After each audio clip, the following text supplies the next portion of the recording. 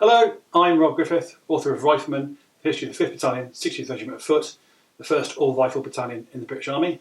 This Rogues with Rifles talk is one I presented at several museums and history events, but since we are locked down at the moment, I thought I would do an online version. The talk, based on research I did for the book, takes you through the history of the battalion in the Peninsular War by revealing some of the stories of the riflemen, many of whom you could quite easily describe as rogues. I hope you enjoy it.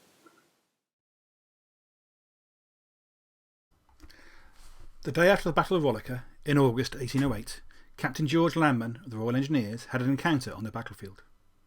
I saw a woman, one of the British nation too, with a large stone in her hand, levelling a finishing blow at a poor fellow of the 9th or 45th Regiment. I do not now recollect to which he belonged. This wretch was at the man's back as he sat on the ground, having had one of his legs broken on the preceding day by musket shot, and was therefore quite helpless. My sudden appearance for a moment suspended the course of this infernal creature, and she remained with her hand raised, grasping a stone as big as both her fists, pausing no doubt to consider how far my presence ought to check her murderous views, and during this momentary hesitation, from the opposite side, out of the thicket, a man stepped forth, whom I immediately perceived was a private soldier in the 5th Battalion of the 60th Regiment. His occupation was not doubtful. Plunder had induced him to straggle from his corps and remain in the rear, and I sincerely hope his cupidity was confined to the property of the dead. This man was a German, and he also, as well as myself, had seen the diabolical intent of the woman before us. My hand was still strongly grasping the hilt of my sword, which I had half drawn, with the determination of stopping by force the further progress of this fiend. But the German lost no time in considering. He ran up, his rifle half up to his shoulder, and without any parley or ceremony, merely muttering as he sprang upon her, "You be no fowman, by Gott, you be the Teufel!" he put his rifle close to her ear, and before I had any time to form a clear conjecture as to his views, the upper half of her head vanished and was dispersed into atoms amongst the bushes, and her body, in falling, almost extended to the wounded soldier. Under any other circumstances, such a sight would have filled me with horror. I, nevertheless, here shouted loudly, "Bravo!" with the most ample satisfaction, and whilst I was engaged in giving the unfortunate man a drink of wine out of my canteen, he informed me that the woman had already struck him one desperate blow on the shoulder with a stone because he would not submit peacefully to be plundered of every stitch he had on.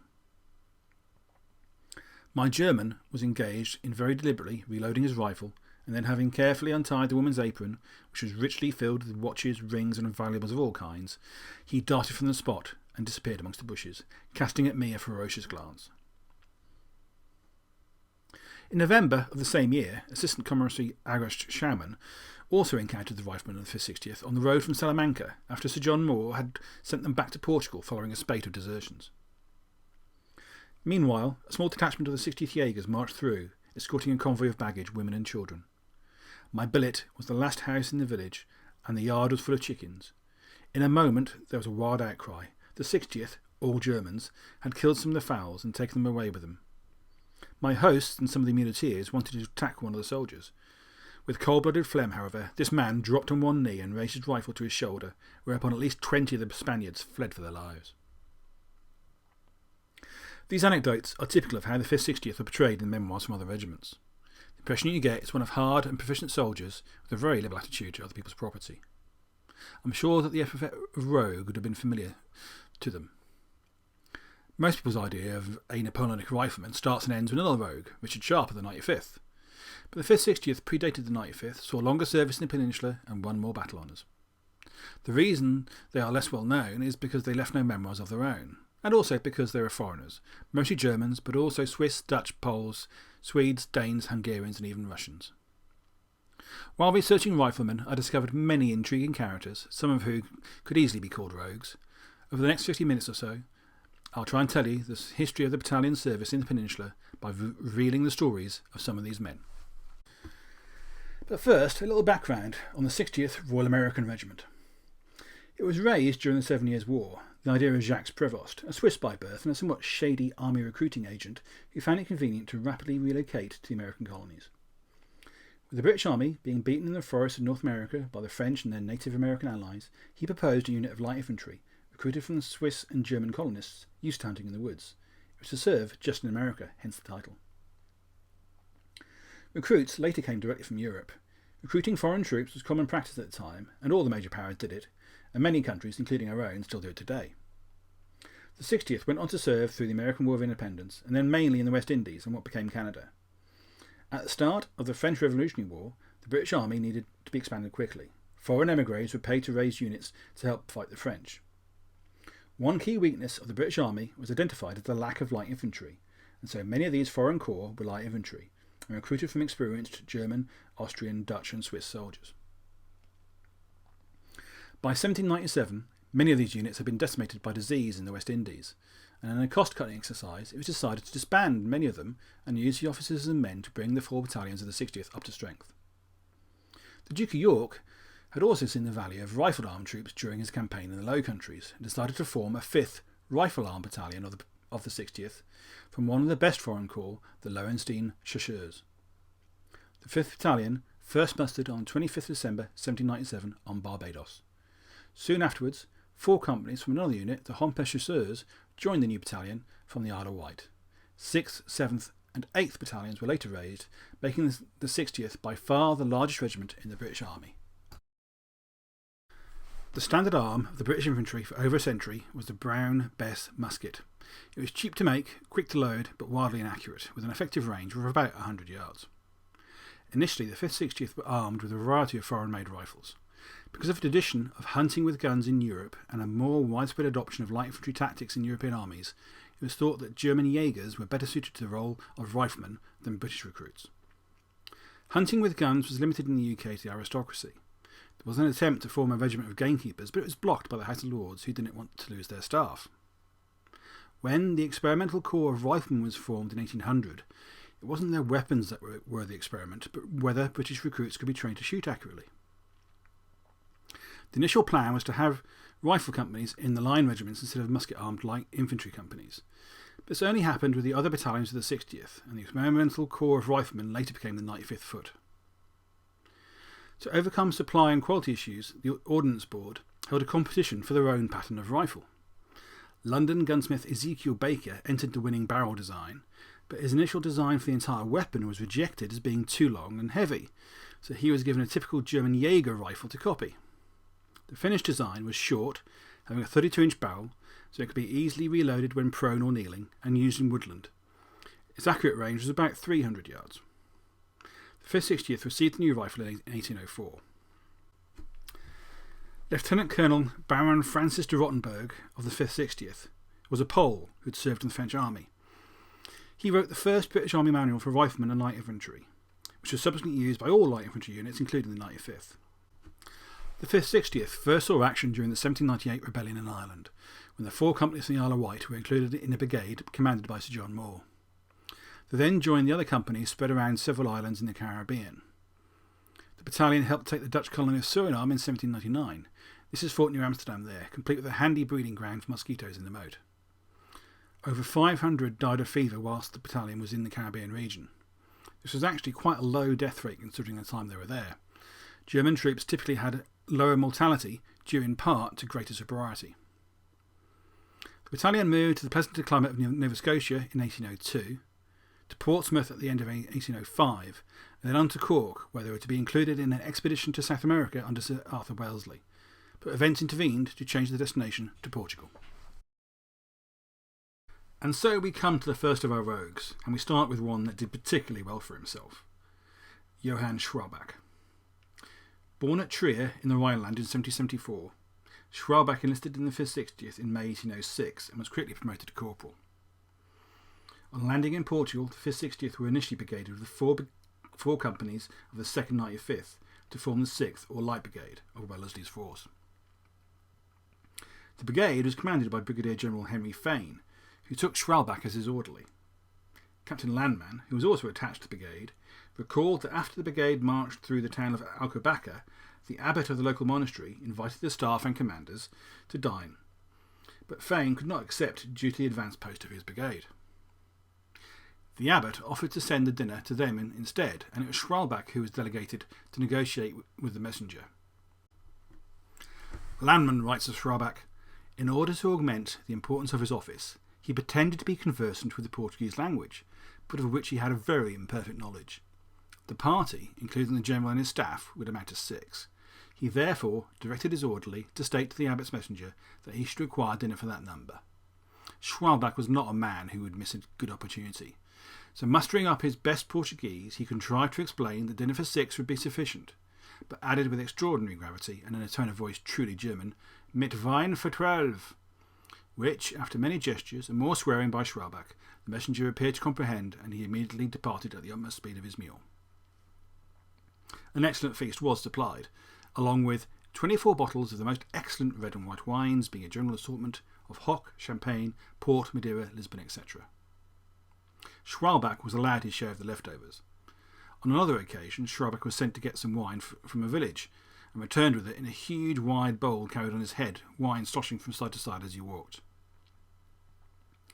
The 5th 60th were involved with the first skirmish of the campaign at Obidos and then at the Battle of Rolica, and won praise from Wellesley at both times.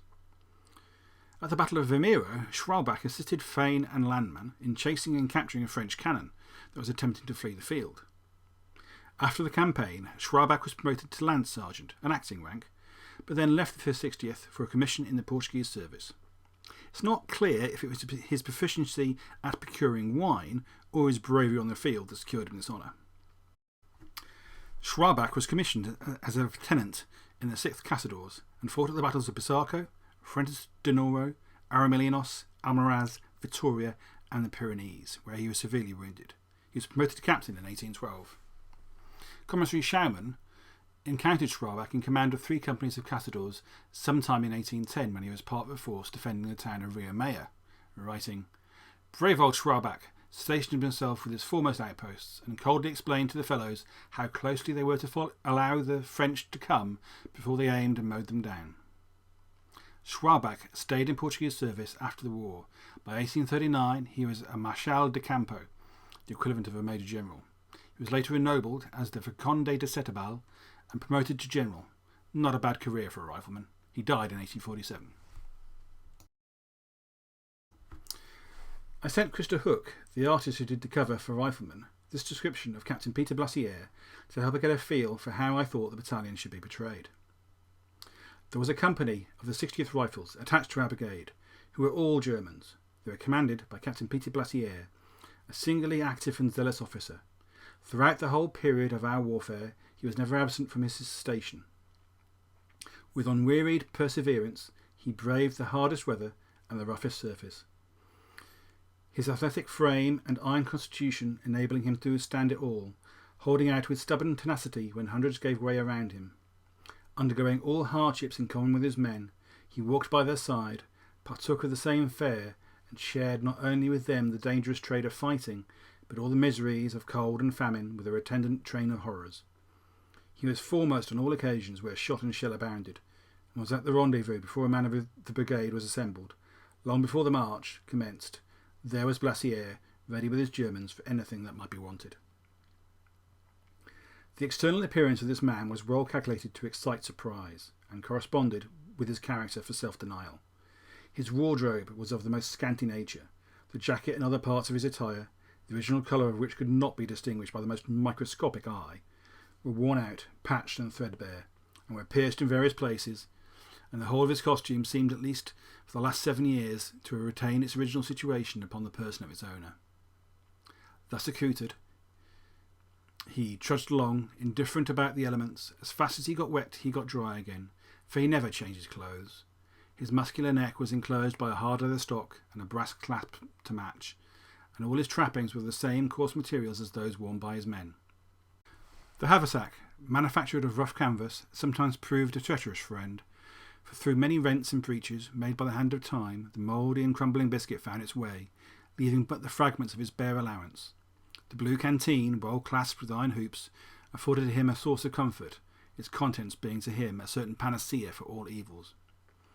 With habits somewhat eccentric, he was never known to indulge in anything beyond the rations, and having no desire for the society of others, he discussed his frugal meal in solitude, avoiding even the luxury of a tent. His good-humoured, though weather-beaten countenance was the index of his mind, which was cheerful and contented. That was written by Captain John Patterson of the 50th Foot, who were brigaded with Blassiere's No. 8 Company. Peter Frederick Blassiere was born in 1773, We've not been able to find out where. In 1797, he joined the Hompes Chasseurs on the Isle of Wight. It's probable that he had already served in one of the Continental armies. When the Chasseurs were merged with the newly formed 5th 60th, he was a lieutenant. In 1805, he exchanged into the 66th Foot and then back into the 60th to obtain a promotion to captain without purchase, and was given command of No. 8 Company. In 1810, Blassier's company was one of 3 attached to Rowland Hill's 2nd Division, where they remained for the rest of the Peninsular Campaign. Blassier appears to have occasionally been used on intelligence duties, and the night before Hill's attack on a French division at Arremolinos, he crept into the French camp and provided Hill with a detailed description of their position. Inspection reports of Blassier's company are highly complimentary, with one praising the perfect knowledge Captain Blassier appears to possess of the conduct and individual character of his men. Blassier also holds the distinction of being the first rifles officer to appear in a novel, beating Sharp by over 100 years. In 1845, prolific Victorian novelist James Grant published The Romance of War. The book was essentially a novelisation of Grant's own father's service in the Peninsular War, with the 92nd Gordon Highlanders, who were also part of the same brigade as Blassier's company. Blassier is described as a taciturn, pipe-smoking, sauerkraut-eating, cliched German. In February 1814, when the 2nd Division were advancing into France, Blassier and his company were involved in a brief skirmish near the Joyeuse River, during which he was severely wounded. He died of his wounds 8 days later. Patterson wrote, "After buffeting all the storms, roughing it through thick and thin, and standing out in the pelting of many a shower of bullets, this gallant veteran fell at last in battle when the army entered France." Initially, the 5th 60th recruited from the German states, sending recruiting parties to the continent. But with Napoleon's army sweeping across Europe, that became increasingly difficult, and prisoners of war or deserters from the French army became important sources of recruits. In September 1806, 2,000 French soldiers embarked at Rochefort to reinforce the French garrisons in the West Indies. They sailed on 5 frigates and 2 corvettes, but were soon intercepted by Commodore Samuel Hood's blockading squadron. A long chase and sea battle ensued, ending with 4 of the frigates in British hands. George Miller of the 95th happened to be at the port when one of the frigates arrived in Britain. He wrote in a letter to his brother, "They have a great many soldiers on board. A large proportion of them are Germans who are taken prisoners and forced into the service. They are extremely anxious to get into our service. They took me for a hussar and said they had no idea of escaping as soon as the English got up with them. They laughed heartily at their own marines who, they said, fell in great numbers from the rigging upon the deck and into the sea during the action." The 5th 60th was given permission to recruit 100 men from the ships, as 2 of the French regiments had, as Miller observed, many non-French amongst them. The 26th Regiment of the line contained conscripts from the banks of the Rhine around the city of Mainz, an area only recently incorporated into France. Similarly, the 66th had recruited from Flemish-speaking territories in what is now Belgium. Recruiting prisoners of war wasn't without its problems, and it was a practice that has been much maligned by historians, but many soldiers from the French and their allied armies served long and honourably in the battalion. A prime example is George Coster from the village of Guntersblum on the Rhine. He had left Rochefort as part of the 26th, but enlisted into British service at Mill Prison, Plymouth, on the 23rd of October, taking his £8 8s bounty. Promoted to corporal prior to landing in Portugal and wounded at Porto, he met and married a Spanish girl 10 years his junior at Madrid in 1812. In 1813, he was one of 10 sergeants to be promoted to the new rank of colour sergeant. His wife accompanied the battalion back to Ireland in 1814, and Coster decided to re-enlist. He was eventually discharged from the 60th in 1824 at York, Upper Canada. He bought a tavern in Montreal, surely every old soldier's dream, and became a pillar of the German community, dying in 1843, aged 59. If George Coster illustrates the potential benefits of recruiting prisoners, then Frederick Seidel shows us the pitfalls. Early in 1812, Colonel Moschheim, commandant of the Foreign Depot at Lymington, wrote to Lieutenant Colonel Williams, then commanding the 5th 60th, that a draft was on its way to the battalion, and that Sergeant Frederick Seidel, who had been an officer in French service, wished to be recommended to his new commander. However, Seidel was not with the battalion for long. He was listed as being taken prisoner on the 17th of November during the long retreat from Burgos, as were 88 other men of the battalion. In June 1813, after the Battle of Vittoria, Seidel was retaken by the British in the uniform of a French sergeant. He was tried for desertion and executed in August. Captain James Prevost was that rare article, an actual American in the Royal Americans. He came from Greene County in the state of New York. He was nephew to the battalion's Colonel Commandant, Major General Sir George Prevost, and was the grandson of one of the three Prevost brothers who helped found the 60th. James had three brothers in the British Army, one other uncle was also a general, and one an admiral. His father had been a major in the 60th during the War of American Independence, and despite being on the losing side, the family continued to serve the Crown. After joining the 5th 60th from the 11th Foot, James served as aide-de-camp to Sir George at Nova Scotia, but became enamoured with a local girl, and his uncle decided it would be best for James to rejoin his regiment, as he couldn't afford to marry. He arrived in Portugal in 1810, and his number 10 company was attached to the 4th Division, the same division as his brother Harry, who was with the 7th Fusiliers. In May 1811, James's company was guarding the siege works around Badajoz when the French made a sortie from the town. Major General William Lumley praised James in a letter. Captain Prevost, 60th Regiment, at this time in command of about 100 light infantry and riflemen, and in charge of the batteries, wisely foreseeing that with his great inferiority of force that the risk of suffering his flanks to be turned was of more importance than the temporary loss of the battery, fell back some paces. This had the desired effect, in some degree, of shaking the enemy's flank movements. The battery was, however, in possession of their centre for a few seconds. At this moment, Lieutenant Colonel Harcourt, the field officer of the trenches, came up with the reserve.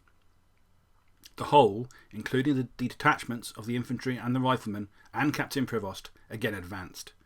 The enemy, though still greatly superior in numbers, were driven down the slope with the rapidity of a torrent. To Captain Prevost, whose conduct was as conspicuous as the post in which he was placed was important, I feel the greatest obligations.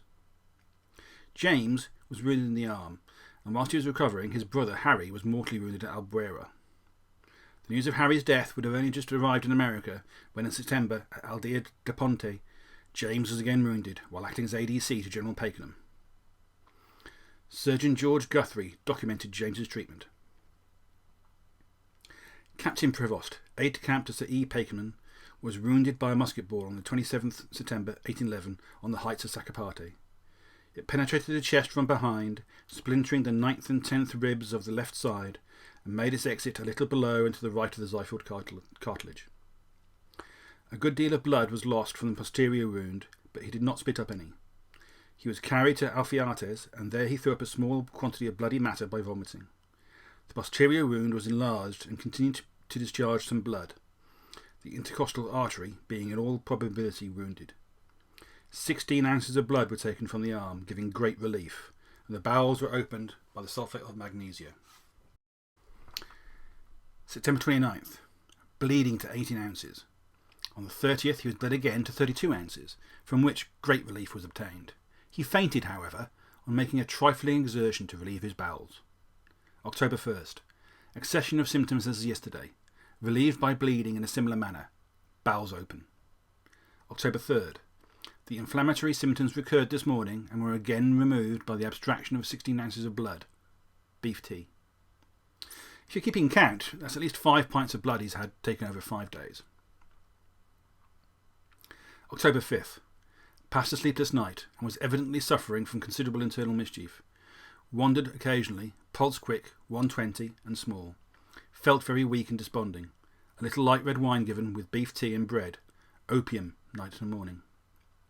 October 6th and 7th, much the same, pulse always quick, with much general irritability. October 15th, the wounds discharged considerably, particularly the posterior one. Has a little cough. Pulse continues very quick. Spasms of the diaphragm troubled him for the first time, and caused great pain and uneasiness. They were relieved by opium in large and repeated doses. On the 18th, the spasmodic affection of the diaphragm and the pain returned with great violence, so as to threaten his dissolution, which took place on the 20th. James had taken 23 days to die. He was aged as 25. Harry had been 22 when he had died.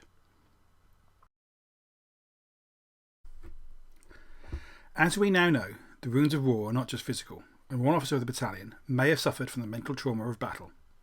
Louis von Ingersleben had been one of the many Prussians seeking employment in British service after the reduction of the Prussian army following their defeat by the French in 1807. He asked to join the King's German Legion, but they were unable to find a place for him, and he joined the 5th 60th in the summer of 1810 as an ensign, just before the Battle of Busaco. He was quickly promoted to lieutenant, without purchase, replacing an officer killed in action. At the Battle of Albuera, Ingersleben distinguished himself. How is not recorded, and he was severely wounded. After initial treatment at Elvas, he returned to Britain on leave. During his stay in the UK, he was treated at Laverstock House near Salisbury by Dr. William Finch. Laverstock House was an insane asylum, catering for the wealthier classes, and Finch was a pioneer of enlightened and compassionate treatment for the mentally ill. An 1830 prospectus reads, "The situation of Laverstock House is peculiarly eligible. Surrounded by large gardens and pleasure grounds, in the midst of a fine and extended country, it is at once retired and cheerful, and affords the most ample means for indulgence in those exercises which are so essential to the happiness and health of the patients." While in the UK, Ingersleben applied unsuccessfully for a position at a depot in Harwich, and then left Laverstock House in a state of derangement without paying his bill. He returned to duty with the battalion in August 1812. In September 1813, Ingersleben was court-martialled. The charges were disobedience to orders, scandalous and infamous conduct unbecoming the character of an officer and a gentleman, using opprobrious and disgraceful language, openly resisting the authority of his superior officer, and striking him. It all started with a petty dispute over the stabling of their horses between Ingersleben and his superior, Lieutenant Wynne, which escalated into Ingersleben being called a German bugger and a rascal, and then Ingersleben calling Wynne a blackguard, coward and Irish rascal, before he carried on in language too indelicate to be recorded in the court transcript. The fracas ended with Ingersleben pinning Wynne to a wall and hitting him. Pretty roguish behaviour, but Wellington was of the opinion that both were as bad as each other, and Wynne was far from free from blame. Ingersleben was found guilty and sentenced to be cashiered, but Wellington urged court to reconsider, and he was eventually allowed to retain his commission. He exchanged into the 2nd KGL Light Battalion and went on to serve with his new regiment for the rest of the Peninsular Campaign and then at Waterloo. In 1816, when the KGL was disbanded, Ingersleben, by then a brevet captain, went on half pay. He died at Meave in West Prussia in 1834.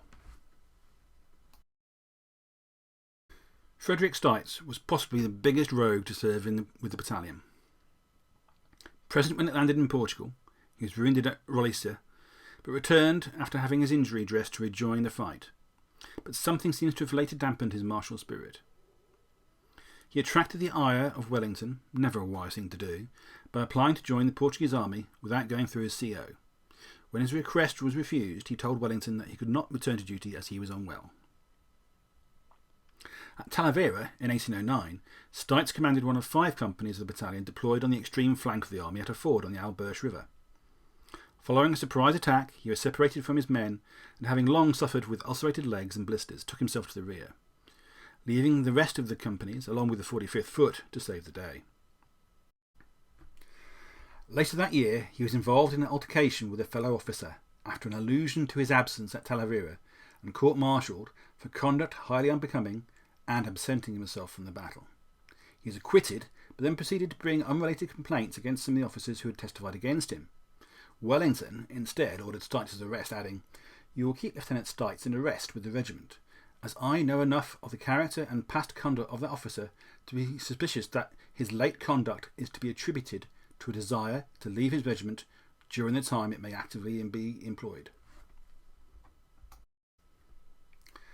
Stites was posted to the 1st 60th at the Cape of Good Hope, but the imputation of cowardice followed him. In November 1811 he was court-martialled for the wilful murder of Lieutenant Thomas Sowerby by shooting him in a duel. Sowerby had accused Stites of cowardice. As was usual in cases of duelling, very little evidence was presented, and he was again acquitted. However, Stites was court-martialled for a 3rd time in 1813 on 7 charges of fraud and embezzlement. He had been selling army property and supplies to the Boer farmers. He was found guilty of all charges and cashiered from the army. John Galiffe would probably be affronted to be included in this rogues gallery, as besides always complaining about his promotion prospects and lack of money, his biggest sin seems to have been having to enter into a rather hurried marriage. But he is worth including, as he was the battalion's longest serving officer and is often touted as being one of the most highly decorated officers of the Peninsular Campaign, with 15 clasps spread over his silver medal, and gold cross. His was the largest set of letters I found from a member of the battalion, but frustratingly only a couple come from the period of the Peninsular Campaign, although one of his descendants tantalised me with stories of his journal that is lost somewhere in a branch of the family. His story is fairly typical of émigré officers serving with the British Army. Born in Geneva in 1767, he was commissioned into the Regiment de Chateauveau, one of several Swiss regiments in French service, at the age of 17.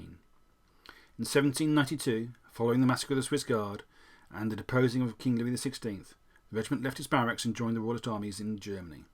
Galiffe returned to Geneva to help defend it against the French. The revolution had robbed him of a good position with good prospects, and returning to soldiering under a different flag was for him the only alternative. He joined the Red Hussars regiment in Dutch service as a volunteer and then captain, and was an ADC to the Prince of Orange. He fought in the campaigns of 1794 and 95, before entering British service with the York Rangers in 1796, and then the 5th Battalion when it was formed a year later. He survived the long period the battalion spent in the Caribbean, avoided the amorous advances of the Lieutenant Governor's wife in Halifax, and was brevet major by the time the battalion landed in Portugal. In 1810 he applied to Wellington for a substantive promotion to major, writing what was known at the time as a memorial.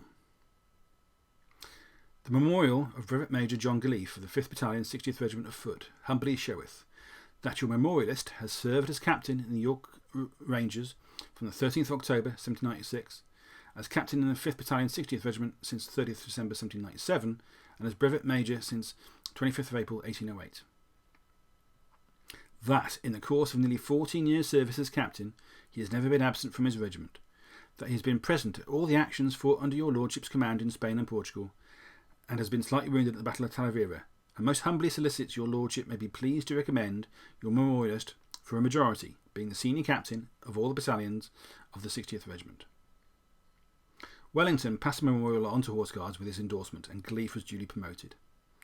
In 1811 he had the dubious honour of fighting both at the Battle of Fuentes de Noro and Albuera, having led a party of riflemen and gunners from Wellington's command in the north to Berefords in the south of Spain. At Salamanca, his company was on the left flank of the 6th Division as they advanced. In a letter he wrote, "Their cavalry chased the 53rd Regiment, which I was with, and since this battalion was very weak and unsupported, they charged us the moment that we had gained the higher ground. The fight was short and, for an instant, cut the regiment in two, but they were forced back, which cost us a lot of men. But the enemy's fire was so lively on this side that our ranks melted before our eyes. The French charged us again, but this time we completely threw them back and chased them from the heights into the plain, without giving them the opportunity to reform." Galiffe suffered 3 sabre cuts to the head and 2 thrusts to the chest, saying to a friend, "Without my Swiss head I would have been killed, but thanks to my thick skull I'm doing much better." He returned to duty in November. In 1813 he took command of the battalion and led it through to the end of the campaign. He was frequently praised in dispatches, including leading the advance of the 3rd Division at the Battle of the Nivelle. He left the battalion for the 1st 60th 1 month prior to the 5th Battalion's disbandment in 1818. He survived a shipwreck, served as commandant in Halifax, Bermuda and Berbice, before being promoted full lieutenant colonel in 1825. He retired 6 months later and sold his commission. He died in 1847, just before the issuing of the General Service Medal. Queen Victoria ordered the medal to be issued anyway and sent to his widow. His obituary ended, "The effects of long service in a tropical climate, acting on a constitution impaired by 7 severe wounds received in the service, obliged him to retire by the Sailors' Commission after the war. And having invested the proceeds of his long and meritorious services in the Mexican funds, he lost all and has left a wife and 4 children very scantily provided for, and who have a strong claim on the bountiful consideration of the country." The riflemen continued to be rogues right up to the end of the campaign. After entering France in 1814, Surgeon Walter Henry was quartered in a farmhouse, and the farmer's wife was cooking a goose for him whilst he went on duty. Later he returned with a fellow officer. "As we approached the house, we heard sounds indicative of something wrong about the establishment. Cocks and hens were screaming and cackling, dogs were barking, pigs grunting, with other similar noises, ominous of evil, that made us hasten our steps to find out what was the matter. When we entered, oh, sight of horror!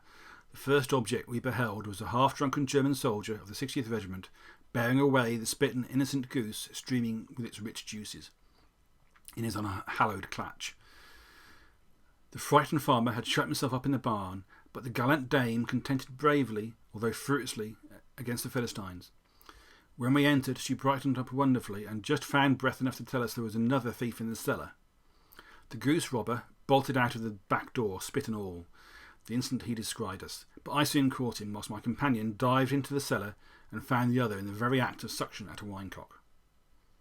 The disturbed bird was then remanded to its roasting evolutions before the fire, whilst we conducted our prisoners to the Provost Marshal, took the farmer with us, and had the satisfaction of seeing them receive 50 lashes each. Further and more severe measures had been in contemplation, but we requested that this might be the maximum of punishment, considering the cruel disappointment of the rogues. However, whilst they may have been rogues, the 5th 60th were still a vital and lethal element of Wellington's army. On the 1st of September 1813, following the bitter fighting in the Pyrenees, Marshal Soult wrote to the Minister of War in Paris to explain, or give excuses, for the high casualty rate amongst his officers. The loss in prominent and superior officers, sustained for some time past by the army, is so disproportionate to that of the rank and file that I have been at pains to discover the reason, and have acquired the following information, which of course explains the case of so extraordinary a circumstance. There is in the English army a battalion of the 60th consisting of 10 companies. The regiment is composed of 6 battalions, the other 5 being in America or the West Indies. This battalion is never concentrated, but has a company attached to each infantry division. It is armed with a short rifle. The men are selected for their marksmanship.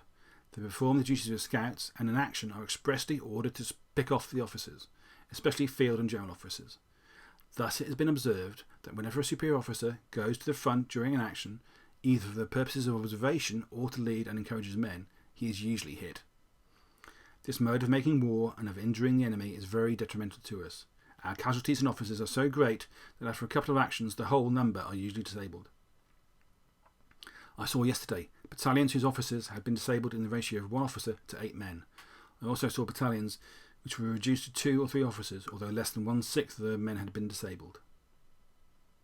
Another French officer put the number of officers killed by riflemen in the Pyrenees between the 24th of July and the 31st of August as 500, including 8 generals. After the first defeat of Napoleon in 1814, the battalion returned to Cork. It was too under strength to serve in the Waterloo campaign. When the KGL were disbanded in 1816, many men transferred to the 5th 60th, and the battalion was posted to Gibraltar, returning to the Isle of Wight in the summer of 1818 to be disbanded as part of a swathe of cuts to the strength of the army. Many of the officers and men went to the 2nd 60th, but in 1824 the remaining foreign officers and men were forced out, and the regimental title became first the Duke of York's own Rifle Corps, and then in 1830 the King's Royal Rifle Corps. In 1854, when Britain was once more in dire need of men for the army, General Sir John Forster Fitzgerald, former Lieutenant Colonel in the 5th 60th, and by then an MP, rose in the House of Commons to speak in support of a bill to allow the enlistment of foreigners again. In his speech, he referenced his time with the 5th Battalion, and his words form a suitable epitaph for them. I myself have served during the last war for 11 years in a German rifle regiment, and for the chief part of that time in command of it, the late 5th Battalion of the 60th Regiment. Who formed the covering party to the troops employed in the trenches at the storming of Badajoz? Who went in front of the Forlorn Hope to escalade the castle? The 5th Battalion, 60th Regiment. Can anyone read the orders of the late Duke of Wellington relating to the services of this battalion in the Peninsula and not agree with me that the most valuable assistance can be obtained by the enlistment of foreigners? If you have anything you want to ask me about the 5th 60th and the rogues I have told you about today, you can do it by connecting with me on Facebook or Twitter. I also have a blog where you'll find more tales of the battalion and also other posts on different aspects of the Napoleonic Wars. Virus allowing, next year I'll also be helping to lead some tours of the Peninsular battlefields with the touring company Campaigns and Culture. I really recommend you check out some of their excellent small group tours. Rifleman is available through all good bookstores, and my book At the Point of the Bayonet on the battles of Ariomellinos and Almaraz should be out later this year. In these difficult times, I would urge you to support independent bookshops and small publishers such as Hellion. Hellion are still shipping books, and purchasing direct from them will help them continue to produce such a great range of military history titles. Thanks for listening.